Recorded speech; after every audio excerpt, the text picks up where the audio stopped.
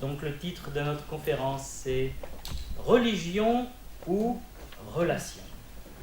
Et quand on ne va pas dans une église, quand on ne pratique pas une religion, quand on ne connaît pas bien la Bible ou les enseignements religieux, on se pose un certain nombre de questions. Par exemple, il y a pas mal de religions différentes dans le monde, avec des dieux différents, laquelle mène au vrai Dieu.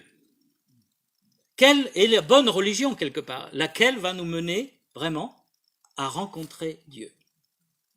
Une autre question, est-ce que Jésus est venu fonder une nouvelle religion?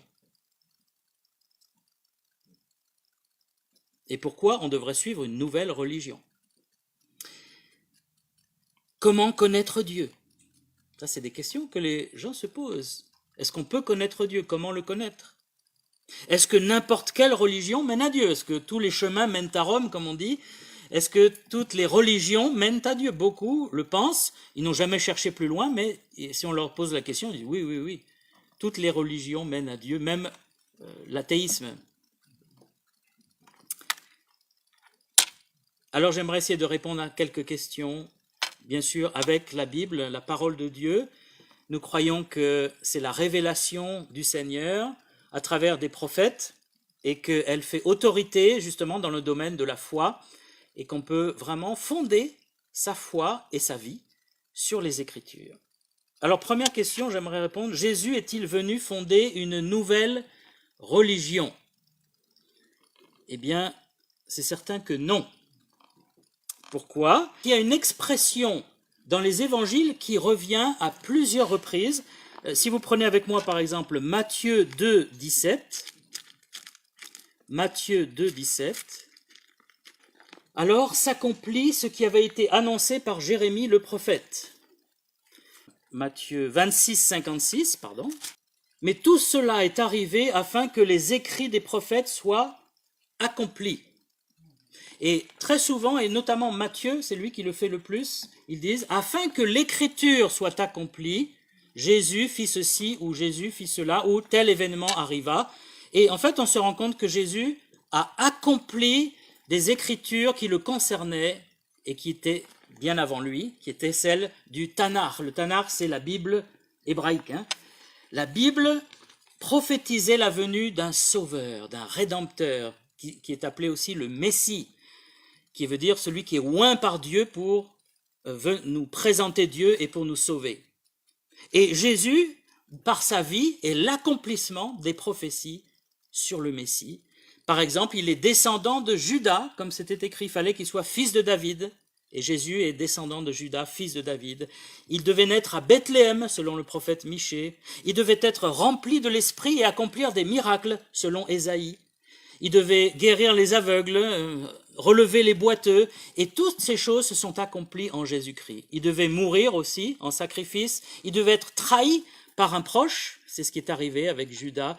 Toutes ces petites prophéties que l'on rassemble dans l'Ancien Testament se sont accomplies en la personne de Jésus. Il en reste encore à accomplir lorsqu'il va venir régner dans sa gloire. Donc celles-là ne sont pas encore accomplies, mais les autres se sont accomplis et d'une façon extraordinaire. Les statistiques, les probabilités montrent que pour qu'un seul homme puisse accomplir, il n'y a pas de hasard là. Ce n'est pas une sorte de « ah, c'est tombé comme ça ». Non. Il est vraiment le Messie. Et ce qui est intéressant, c'est que le dernier verset de l'Ancien Testament prophétisait quelque chose de précis. Malachie, donc, chapitre 4. Le dernier verset, pas trop dur à trouver. Versets 5 et 6. « Voici, je vous enverrai Élie, le prophète, avant que le jour de l'Éternel arrive, ce jour grand et redoutable. Il ramènera le cœur des pères à leurs enfants et le cœur des enfants à leurs pères, de peur que je ne vienne frapper le pays d'interdit. » Ce sont les derniers versets de Dieu à son peuple Israël, avant que 400 ans plus tard naisse Yeshua, Jésus. Il y a eu un silence de 400 ans, et pour les Juifs, c'est un silence total. Pour eux, il n'y a pas d'évangile ni rien. Donc pour eux, Dieu n'a plus parlé depuis ce dernier verset. Et c'est pour ça qu'à la fête de Pâques, lors du repas de Pâques, dans les maisons pratiquantes juives, on met une assiette supplémentaire pour Élie et on laisse la porte entrouverte. Alors, je ne sais pas si c'est dangereux aujourd'hui, mais en tout cas, c'est une coutume parce qu'ils disent Élie va venir un jour, il va précéder le Messie et il faut donc pouvoir l'accueillir à la maison pour Pâques. Mais en fait, Élie est déjà venu. Et si vous prenez, qui est ce Élie-là? Malachie 3 nous l'explique, verset 1. J'enverrai mon messager, il préparera le chemin devant moi, et soudain entrera dans son temple le Seigneur que vous cherchez et le messager de l'alliance que vous désirez. Voici, il vient, dit l'Éternel des armées. Donc cette prophétie dit qu'il va y avoir un messager qui va préparer le chemin du Seigneur et le Seigneur va entrer dans le temple. Et dans les évangiles, eh bien c'est clair, hein, il est dit que c'est Jean qui était comme Élie parce qu'il vivait dans le désert, il était vêtu de peaux d'animaux et il mangeait des sauterelles, exactement comme le prophète Élie. Et surtout, Jean lui-même a dit « Je suis l'Élie qui devait venir, je suis le précurseur ». Matthieu 11, verset 10.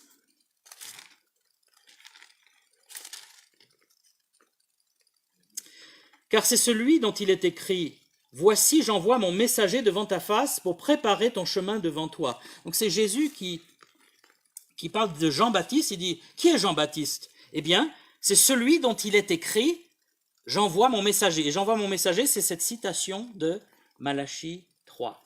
Et donc, dans la Bible, hein, tout se tient. Tout est relié ensemble. Et ce précurseur qui était annoncé pour Israël, il est venu, c'était Jean. Beaucoup de Juifs sont venus à lui et ont été baptisés du baptême de repentance. Et ensuite, Jean a dit, mais moi je ne suis pas le Messie. Voici l'agneau de Dieu. Et il a présenté Jésus qui est venu. Il a dit, c'est lui qu'il faut suivre. Et ensuite, les gens ont commencé à suivre Jésus. Certains sont restés avec Jean, malheureusement. Mais la plupart ont suivi Jésus, le Messie.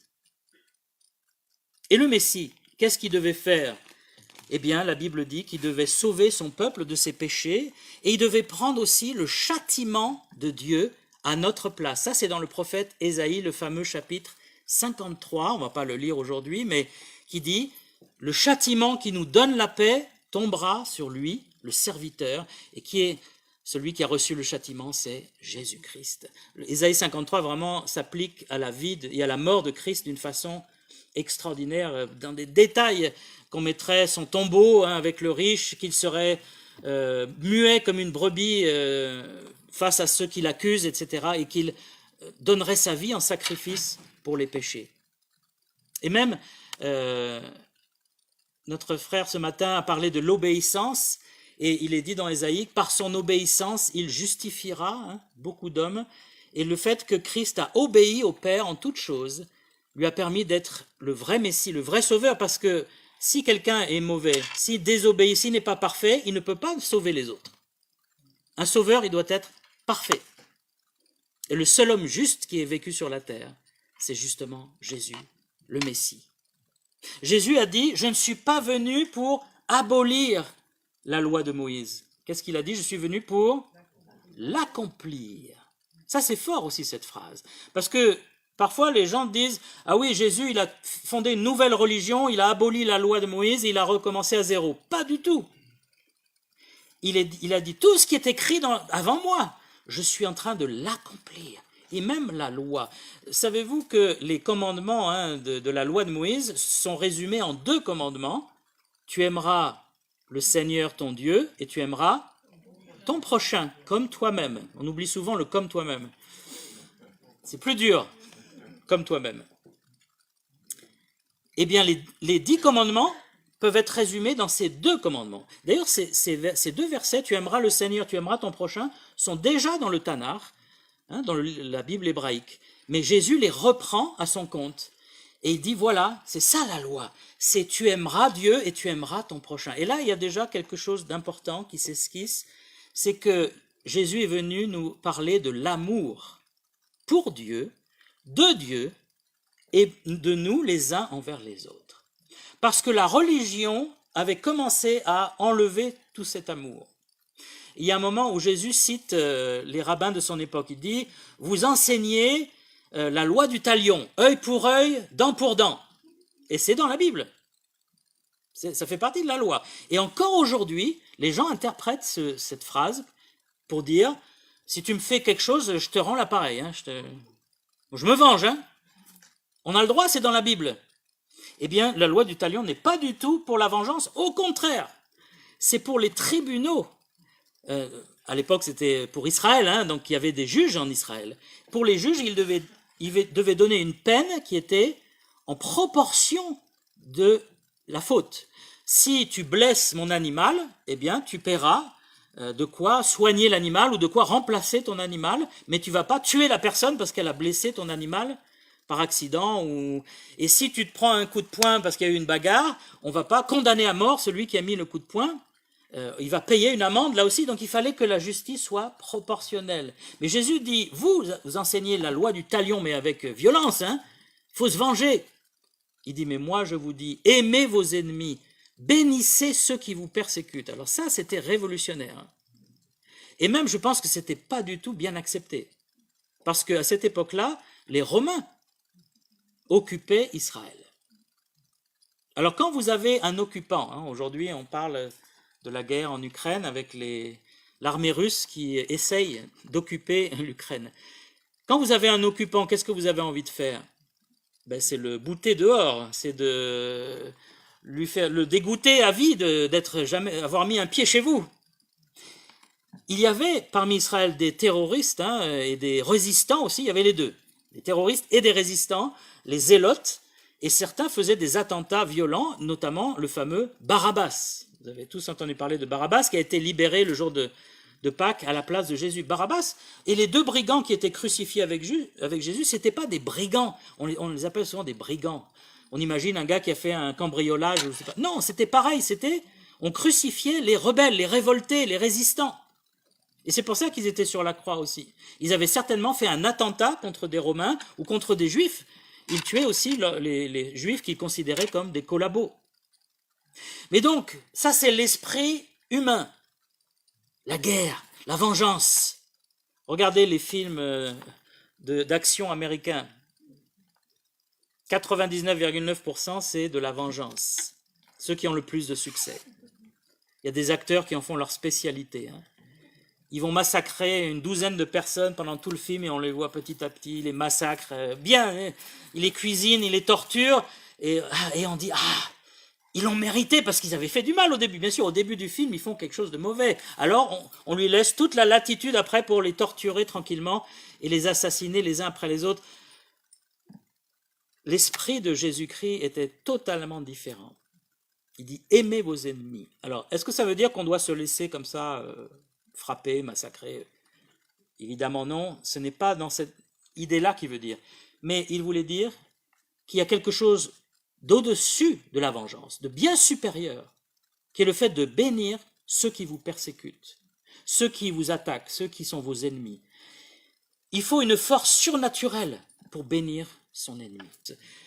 Cette cousine que nous avions, qui est décédée maintenant en Corse, qui était une chrétienne très vivante, très profonde, alors qu'elle avait plus de 80 ans, elle a été attaquée par un voleur en scooter dans la rue. Il lui a arraché son sac et comme elle n'a pas lâché tout de suite, elle a été traînée sur plusieurs mètres. Et elle a passé plusieurs semaines à l'hôpital, elle a failli mourir à ce moment-là. Mais elle s'en est sortie.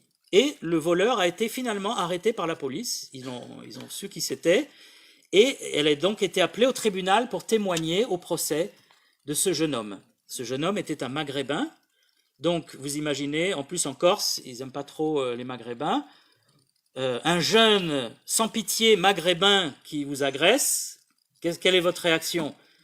Il faut qu'il paye le plus possible, hein, il faut qu'on lui en fasse baver celui-là.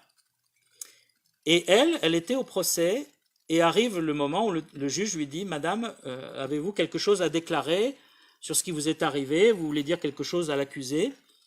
Elle s'est levée, elle avait une Bible dans la main, elle dit « Monsieur le juge, votre honneur, j'aimerais offrir une Bible à ce jeune homme.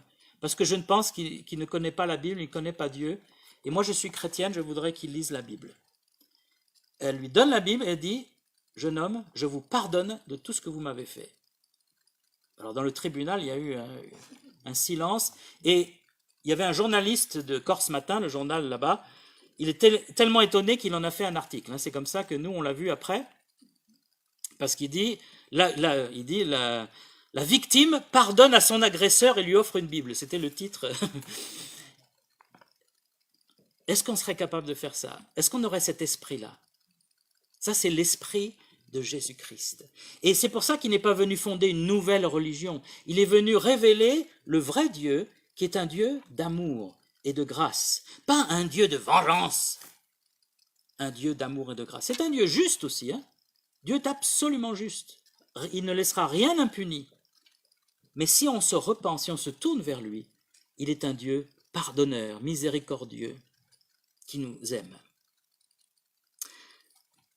Jésus a sans cesse rappelé les enseignements de la Bible à son sujet dans les Écritures, parce que les chefs religieux, justement, avaient dévoyé les paroles de Dieu. Ils avaient transformé les paroles de Dieu et les avaient remplacées par des traditions. Par exemple, si on regarde Matthieu 15, verset 3,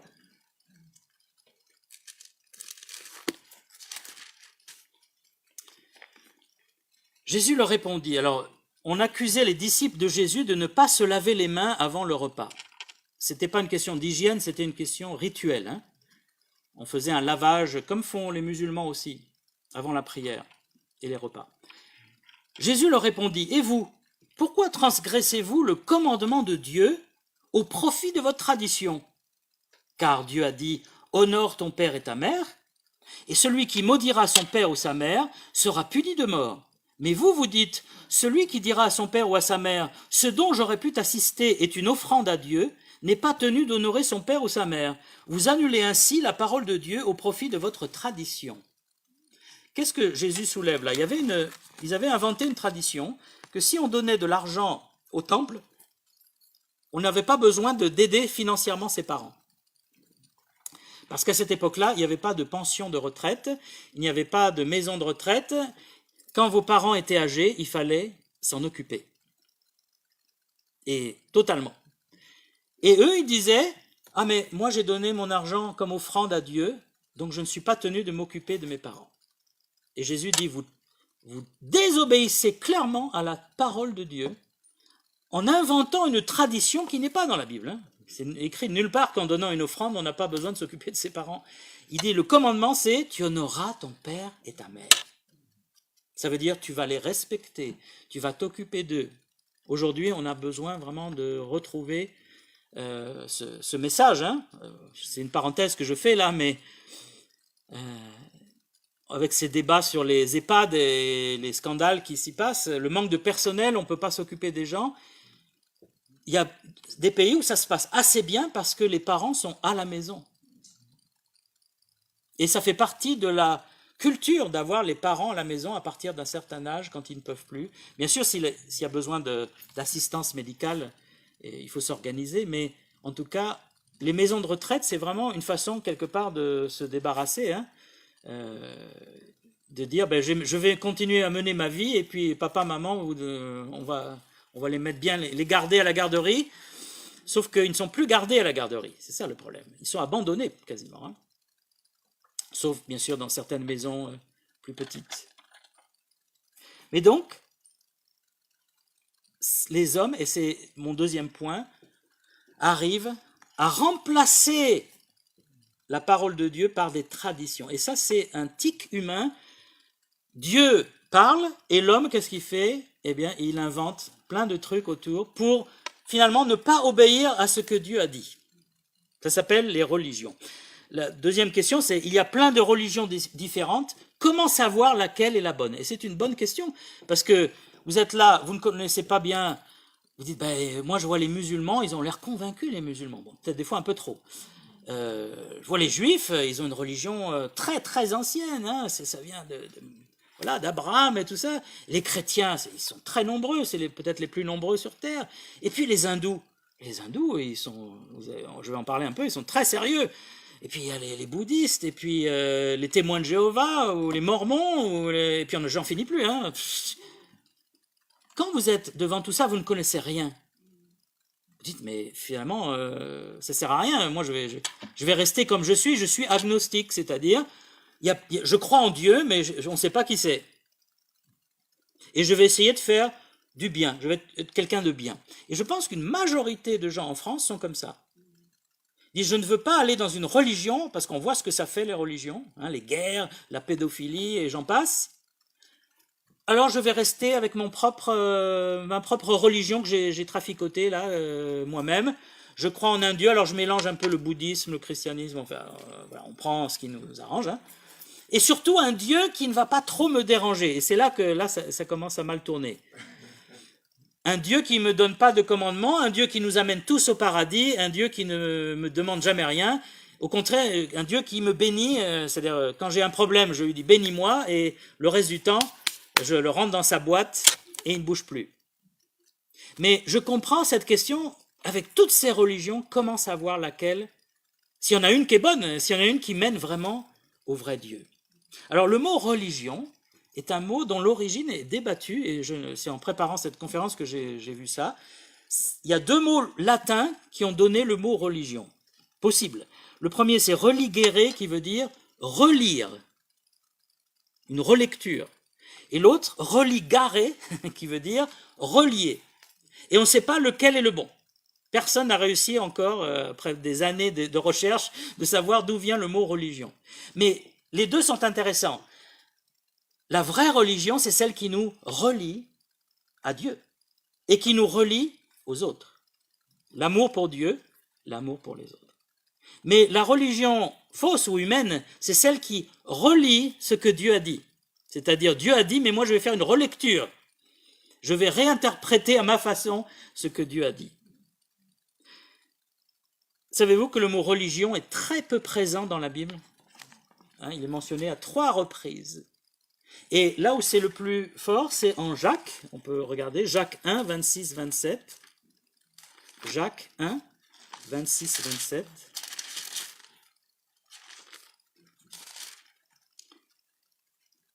Si quelqu'un croit être religieux, s'il croit être religieux, sans tenir sa langue en bride, mais en trompant son cœur, la religion de cet homme est vaine. La religion pure et sans tache devant Dieu notre Père consiste à visiter les orphelins et les veuves dans leurs afflictions et à se préserver des souillures du monde. Qu'est-ce que Jacques veut dire ? D'abord, il dit, le vrai test de quelqu'un qui est dans la vraie religion, c'est sa langue. Comment il s'exprime, comment il parle. Il y a beaucoup de gens dans les religions qui sont tout le temps en train de critiquer les autres, bien sûr, de juger les autres, ou de critiquer leur prochain. Et ça, c'est un test. Si ta langue appartient à Dieu, ta langue va bénir. Jésus a dit, nous avez été appelés à bénir. Bénir, ça veut dire quoi en français ? Dire du bien, tout simplement. Dire du bien. Un vrai croyant se reconnaît parce qu'il bénit les autres. Mais il continue, il dit, la vraie religion, sans tache et pure, c'est de visiter les orphelins et les veuves. Alors on est un peu étonnés, nous, mais pour des juifs, c'était quelque chose d'évident, puisque les orphelins et les veuves n'avaient personne pour s'occuper d'eux. Ils étaient seuls, ils n'avaient aucune assistance sociale. Il fallait donc que les autres croyants viennent à leur secours, là encore, dans tous les domaines possibles. Et il dit, la vraie religion, donc, c'est pas des rites, c'est pas des répétitions de prières, c'est pas des salam alek, des gestes dans tous les sens, c'est pas des réunions bizarres dans tous les sens. Non, la vraie religion, c'est d'aider les veuves et les orphelins. Et je pense qu'il leur disait ça un peu parce que eux, ils étaient tombés dans le rite. Il dit, tu veux être religieux, d'abord, tiens ta langue, et deuxièmement, fais du bien, et préserve-toi du mal, du péché, des souillures du monde. Mais Jésus n'est pas venu apporter donc une nouvelle religion, il est venu nous apporter une relation. Les croyances des hommes, les religions humaines, présentent un Dieu lointain. Ça, c'est vraiment la marque des religions humaines. Dieu est inconnaissable, lointain, et en général, il est en colère, et il est aussi un peu maniaque. C'est-à-dire, Si tu fais pas exactement comme il a dit, gare à toi. Et donc tu es toujours en train d'essayer de dire oula, est-ce que ça va me tomber dessus. Nous les Gaulois, les anciens Gaulois, hein, on avait peur que le ciel nous tombe sur la tête. Enfin, c'est ce que Astérix a dit. Moi, je ne sais pas si c'est vrai. C'est peut-être une légende. Hein. Mais c'est cette peur perpétuelle d'un Dieu lointain que tu ne connais pas bien, qui n'est pas clair, il est flou, et tu ne sais pas exactement ce qu'il veut. Est-ce que tu crois qu'il veut ça? Ben, je ne sais pas, oui, mais attention, ça va te... Et on vit dans la peur, au lieu de vivre dans l'amour, encore une fois. Les religions aussi nous demandent de suivre des rites, et elles rajoutent continuellement des nouveaux rites. Il faut prier avec des mots choisis pour vous. Vous ne pouvez pas prier avec vos propres mots. Ça, c'est flagrant dans l'islam.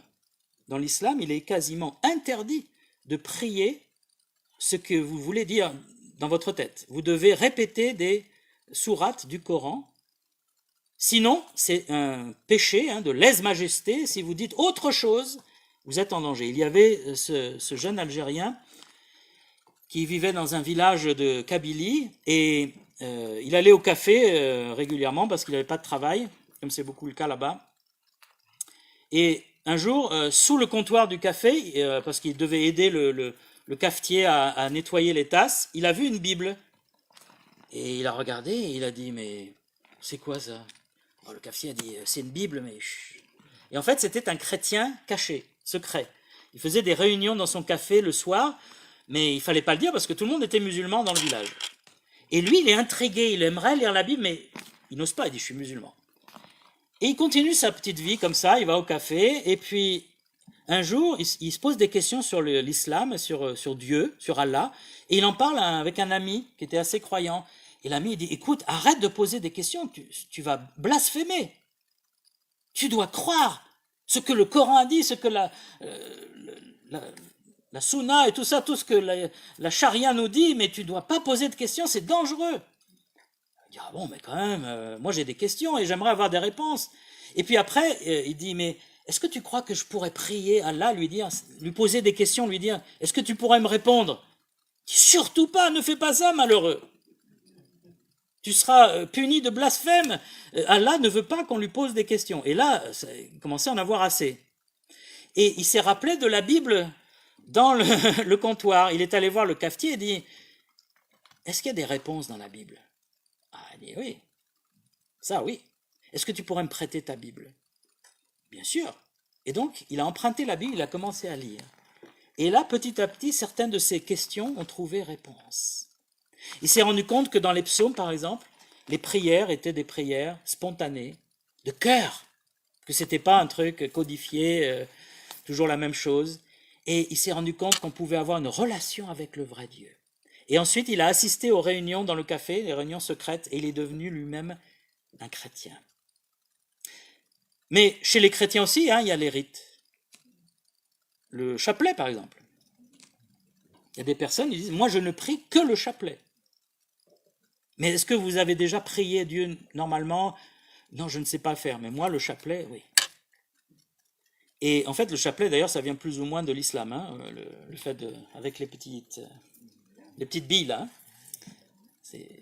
La prière elle-même est chrétienne, enfin, notre Père en tout cas, mais les petites billes, ça vient de l'islam. Cette idée de répéter des prières, et ça se trouve dans toutes les religions. Chez les hindous, il y a les fameux moulins à prière. Je ne sais pas si vous avez déjà vu ça. Et ils le font tourner, mais il y a des petites lamelles qui font du bruit. Et donc chaque fois qu'ils font un tour, la prière monte au Dieu. Dans l'hindouisme, ils font des choses incroyables. Et j'ai découvert que ça s'appelle les tapas. Alors c'est rigolo parce que les tapas, normalement, c'est des petits apéritifs espagnols. Hein.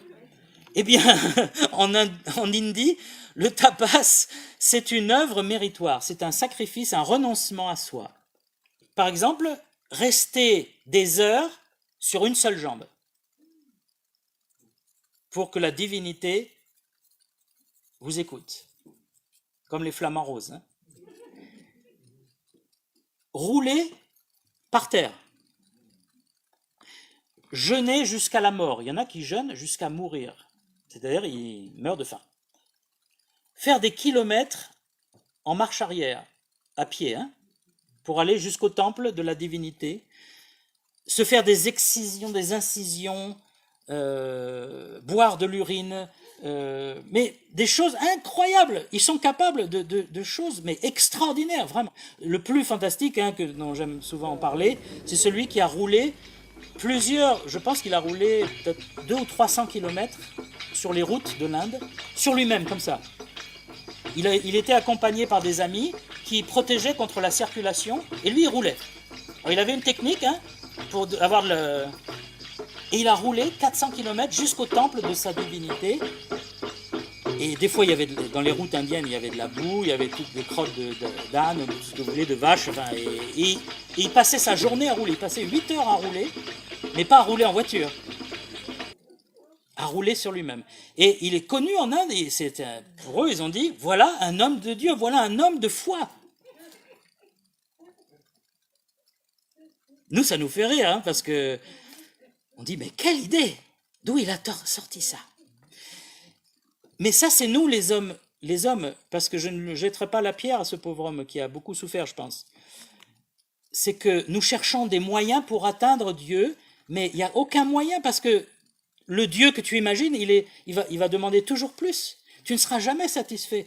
Quand j'étais dans la religion catholique, quand j'étais jeune, je savais que je n'allais jamais suffisamment faire pour Dieu. Parce qu'il y avait les sacrements, mais il fallait faire des prières, il fallait aller au monastère, faire des pèlerinages. Et moi, il y a un moment, je ne veux pas faire tout. Ceux qui sont à Fatima, si vous avez déjà visité Fatima au Portugal, il faut aller à genoux jusqu'à l'église. Il y a un chemin à genoux qui fait plusieurs centaines de mètres. Vous avez des personnes âgées qui font ce chemin. Elles mettent 2 heures à genoux pour essayer de plaire à Fatima, la Vierge de Fatima qui s'est révélée soi-disant là-bas. Jésus a dit, par exemple au sujet de la prière, quand vous priez, Matthieu chapitre 6, ne répétez pas des vaines paroles comme font les païens. C'est pourtant clair, les paroles de Jésus. Gardez-vous de pratiquer votre justice devant les hommes. Quand tu fais l'aumône, ne sonne pas de la trompette devant toi. Quand tu jeûnes, n'aie pas un air triste. Quand tu pries, ne sois pas comme les hypocrites qui prient debout dans les rues pour être vus. En priant, ne multipliez pas de vaines paroles, qui s'imaginent qu'à force de paroles, ils seront exaucés. Ça, c'est les religions humaines. À force de sacrifices, de renoncements, d'ascèse, je vais peut-être être exaucé par Dieu. Et maintenant, qu'est-ce que nous dit la foi révélée par la Bible, dans la Bible et par Jésus-Christ? C'est que Dieu est venu, il est descendu. C'est toute la différence avec toutes les autres religions du monde. Dans les religions, tu essayes de monter vers Dieu. Tu as des échelles, des escabeaux, des hélicoptères, tu as tout ce que tu essayes de faire et tu arrives jamais parce que Dieu est trop haut. Mais dans la Bible, Dieu est descendu. Et non seulement il est descendu sur terre, mais il est descendu plus bas pour être le dernier des hommes, le plus humble des hommes, jusqu'à être cloué sur une croix. La crucifixion était le supplice le plus humiliant qui soit. Les Romains le faisaient exprès. Vous étiez exposés à la vue de tous. Vous étiez à moitié nus, et parfois nus, totalement nus. Et c'est pas la nudité qui était tellement choquante, c'est les clous et la souffrance. Vous agonisiez en direct, parce que la crucifixion vous fait étouffer. Donc vous avez un râle d'étouffement pendant des heures, ça durait des heures la crucifixion. Le but c'est que ça dure le plus longtemps possible. Et ils étaient étonnés que Jésus ait rendu l'esprit si vite. Pour ça qu'ils ont vérifié qu'il était bien mort. Mais il fallait que ça dure longtemps. Et Jésus a accepté ça. Il aurait pu échapper à la croix. Même il aurait pu descendre de la croix. Mais il ne l'a pas fait, par amour pour nous. Et ce que j'aime dans la Bible, c'est que si vous prenez de la Genèse à l'Apocalypse, c'est justement, on nous explique la relation avec Dieu. Le commencement, c'est quoi? Le Créateur, qui vit dans la gloire et l'éternité, crée un monde matériel et il crée une terre magnifique et sur cette terre, il met des humains. Et il dit que les humains, il les a créés comment?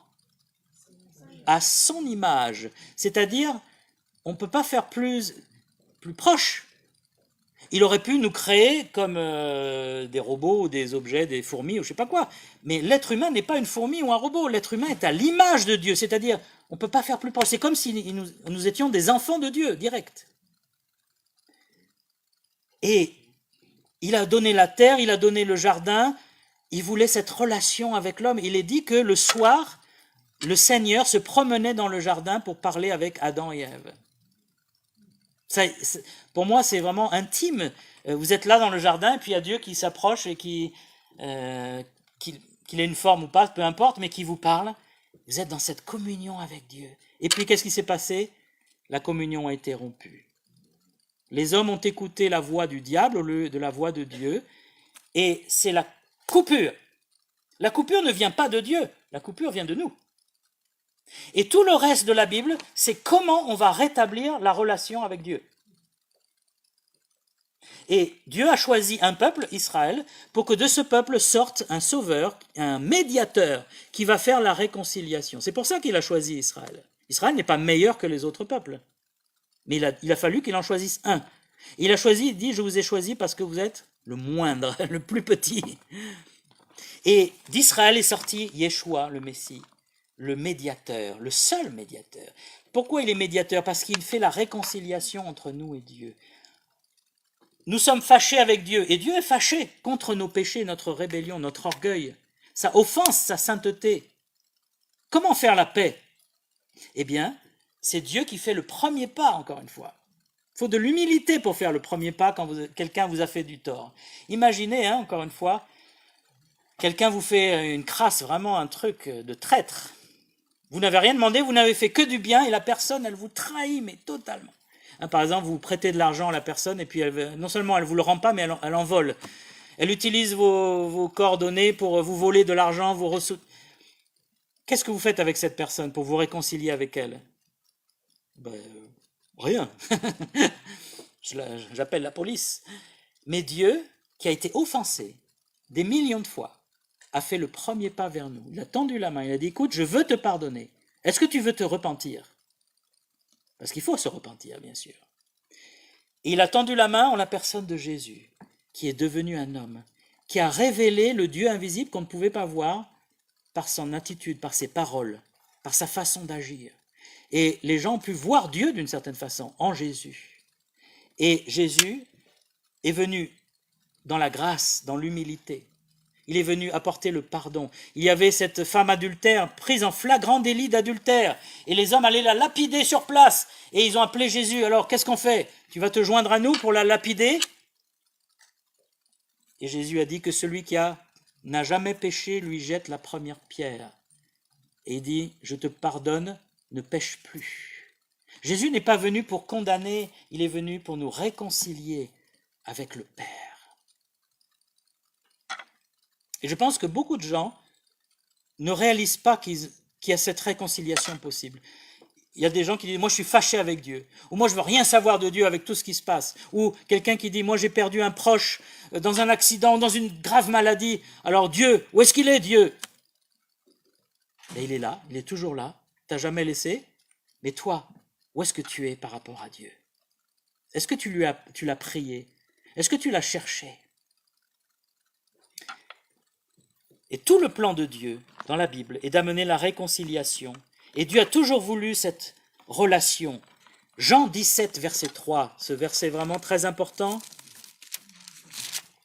Or, la vie éternelle, c'est qu'ils te connaissent, toi, le seul vrai Dieu, et celui que tu as envoyé, Jésus-Christ. La vie éternelle, ce n'est pas jouer de la harpe dans le ciel. La vie éternelle, ce n'est pas des rites, ce n'est pas des répétitions de prières, ce n'est pas des pèlerinages, ce n'est pas des rituels. La vie éternelle, c'est de connaître Dieu et celui qu'il a envoyé pour se révéler à nous. Et dans la Bible, le mot connaître a beaucoup de sens, mais ce sens-là, c'est vraiment connaître profondément, intimement. C'est pas juste entendre parler, oui, il y a un bon Dieu quelque part, non. C'est le connaître personnellement. Et c'est ça qui est extraordinaire personnellement, quand j'ai lu la Bible, alors que j'étais devenu athée, je me suis rendu compte que Dieu offrait cette relation avec lui. Qu'est-ce que c'est la relation avec Dieu? C'est que Dieu est vivant. on peut avoir un échange. Combien de religions proposent un échange avec Dieu? Un échange, je veux dire, de communication. Quel est l'échange que nous avons par la Bible et par la foi? On peut parler à Dieu. Comment est-ce qu'on parle à Dieu? Par la prière. On prie, on dit Seigneur, voilà, j'ai ce problème, j'ai ce besoin. Est-ce que Dieu répond? Ben oui. Il peut déjà répondre par une action, mais il peut aussi répondre à notre âme. Et il nous parle par la Bible. Sa parole est toujours vivante, toujours active. Dieu nous répond par la prière. Mais Dieu nous parle aussi. Et par son Saint-Esprit, il nous montre des choses, il nous avertit, il nous met en garde. Encore une fois, avec la Bible, il nous parle. Et nous, eh bien, on doit répondre à Dieu. Et il y a cet échange qui doit être permanent, qui est merveilleux. Ce n'est pas moi qui suis en bas sur la terre avec un Dieu inconnu, lointain, qui me donne des ordres un peu confus et j'essaye de faire ce que je peux dans mon coin. Non, il y a vraiment un échange. Et une relation vivante, le Dieu vivant et vrai, veut une relation vivante et vraie avec lui. La foi en Jésus-Christ nous parle d'amour, d'aimer Dieu. Et comment on peut aimer quelqu'un qu'on ne connaît pas? C'est pas possible. Personnellement, il m'a fallu du temps pour commencer à vraiment aimer Dieu, parce qu'au début, je ne le connaissais pas. Quand j'ai découvert la Bible au départ, j'avais le Dieu catholique qu'on m'avait enseigné au catéchisme, qui a des côtés véritables, des côtés bibliques, hein, mais des côtés aussi tradition, qui sont plus bibliques. Et donc j'avais un mélange dans ma tête et je ne connaissais pas ce Dieu, je n'avais pas de relation personnelle avec Dieu. Quand j'étais à la messe, quand j'étais enfant de chœur, je faisais des gestes qu'on m'avait appris par cœur. Je répétais des prières par cœur. Je faisais tout ce qu'on me disait au bon moment. Il fallait se lever, les signes de croix, tout. Je faisais tout bien. Mais Dieu était loin, loin, loin, loin, loin, loin. Mais quand j'ai connu le Seigneur par Jésus-Christ, par la foi en Jésus-Christ, j'ai dû apprendre à voir à quel point Dieu nous aime, à quel point il est fidèle. Et on a chanté tout à l'heure, quel ami fidèle. Est-ce que vous avez découvert à quel point Dieu ne vous trompe jamais? Il tient parole. Il ne vous lâche jamais, il est d'une fidélité absolue.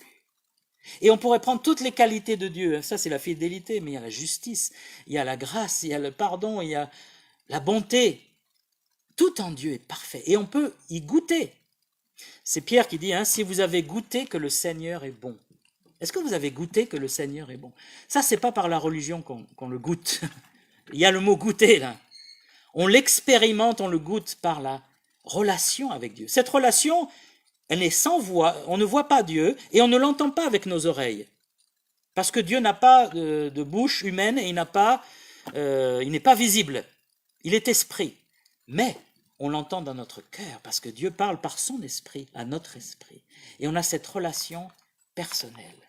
Pour qu'on ne se trompe pas, on a la Bible qui nous dit exactement ce que Dieu a dit et ce qu'il n'a pas dit, parce que parfois on peut imaginer que Dieu nous parle dans notre esprit et c'est pas Dieu, c'est nous, ou alors c'est l'autre, l'ennemi. Mais la parole de Dieu est là pour nous garder. C'est merveilleux d'avoir cette relation et c'est triste d'avoir simplement une religion. Parce que la religion ne va pas vous satisfaire, ne va pas vous amener au ciel. Elle va vous faire croire que vous êtes à peu près correct. Et elle va vous amener probablement à juger les autres, à dire « Ah, ils ne sont pas de la même religion, il faut les tuer, ou alors il faut les éliminer. » Alors que la foi en Christ vous amène à aimer même vos ennemis, à aimer votre prochain comme vous-même, à aimer Dieu de tout votre cœur, de toute votre âme. Je pense aux Juifs qui respectent le sabbat, et beaucoup le font avec énormément de sérieux. Ils ont beaucoup de codification pour le sabbat. Il faut pas, ils ont dû moderniser la codification avec l'électricité. On ne peut pas appuyer sur un bouton, etc.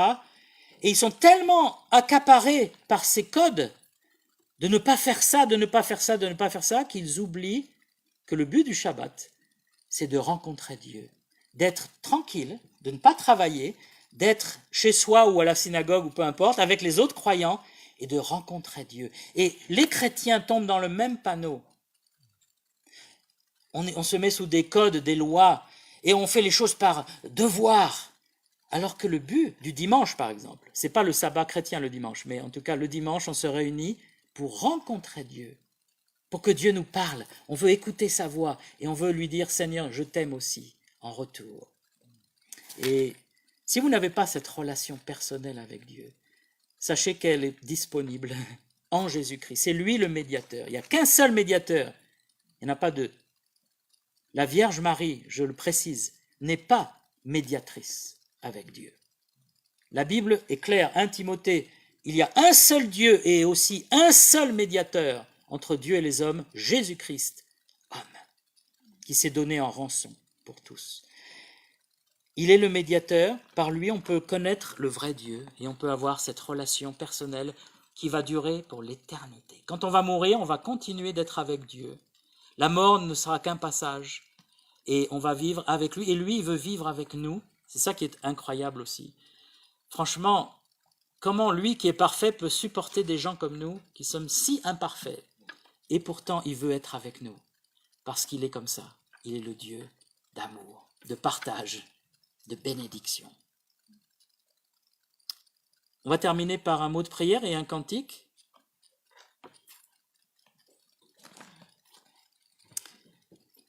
Et si quelqu'un ce soir n'est pas clair sur sa relation avec Dieu, vous vous rendez compte que vous êtes plutôt dans la religion,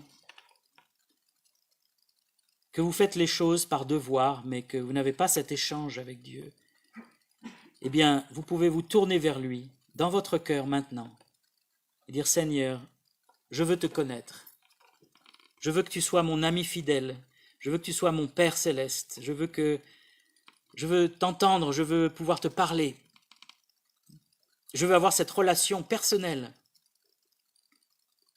cette relation vraie et vivante. Seigneur, je te demande pardon pour mes péchés qui bloquent la relation. Je reconnais que je suis trop orgueilleux, je reconnais que je n'obéis pas à ta parole et que je ne t'ai pas cherché. Mais maintenant, Seigneur, je cherche ta face, je veux te connaître. Révèle-toi à moi.